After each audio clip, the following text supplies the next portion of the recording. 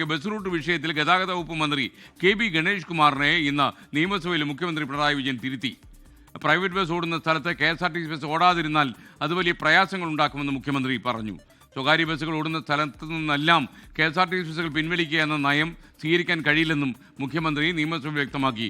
Private ബസ്സുമായുള്ള മത്സരത്തിൽ പിടിച്ചു നിൽക്കാൻ കഴിയാതെ വന്നതോടെയാണ് ചില മാറ്റങ്ങൾ വരുത്തിയതെന്ന് ഗതാഗത വകുപ്പ് മന്ത്രി കെ.ബി. ഗണേഷ് കുമാർ മറുപടി പറഞ്ഞു. പ്രൈവറ്റ് ബസ് ഓടുന്ന സ്ഥലത്തു നിന്നും KSRTC മാറുന്ന പ്രശ്നമില്ലെന്നും മന്ത്രി പറഞ്ഞു. ഈ പ്രൈവറ്റ് ബസ്സുകൾ ഓടുന്ന സ്ഥലത്ത് ഈ KSRTC ബസ് ഓടാതിരിക്കുക അതൊരു നയമായിട്ട് പറയുന്ന പോലെ തോന്നി. അങ്ങനെ വന്നാൽ അത് വലിയ പ്രയാസങ്ങളുണ്ടാക്കും.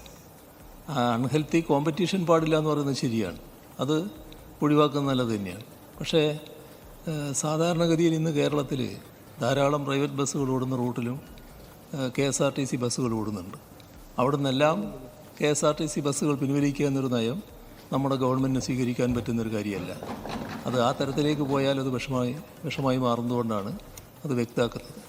ഈ പ്രൈവറ്റ് ബസ് ഓടുന്ന സ്ഥലത്തെല്ലാം നമ്മൾ വണ്ടി ഓടുന്നുണ്ട്. പക്ഷേ ഞാൻ പറഞ്ഞത് തീരെ വണ്ടിയില്ലാത്ത സ്ഥലങ്ങളിലേക്ക് നമ്മൾ വണ്ടികൾ ഓടിച്ചപ്പോൾ കളക്ഷൻ കിട്ടി.